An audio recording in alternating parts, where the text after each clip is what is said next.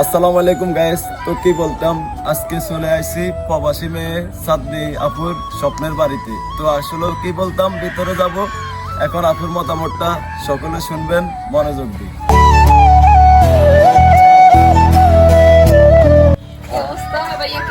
হ্যাঁ আলহামদুলিল্লাহ ভালো ভাইয়া।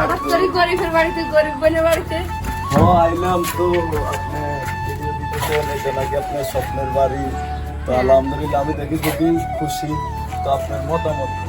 আমার একটু- আলহামদুলিল্লাহ, দুঃখের দিকেও খুশি, সুখের দিকেও খুশি, সর্বদিক দিয়ে খুশি। আলহামদুলিল্লাহ। আল্লাহ পাক আমারে এতটুকু আনছে।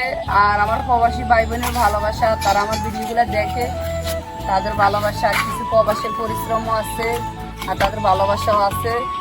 আমার ভিডিওগুলো দেখে ওইখান থেকে কিছু ভালোবাসা আসে, এটাতে আলহামদুলিল্লাহ ভালো। আপনি কি ফেসবুকে টাকা দিয়ে করছেন না সব মনে করেন না যে নিজে? না, ফেসবুকে কতদিন আছে, ফেসবুকে তো 2-3 মাসে তো হয় না। এগুলো আমার টাকা, এগুলো হচ্ছে আমার প্রবাসের টাকা।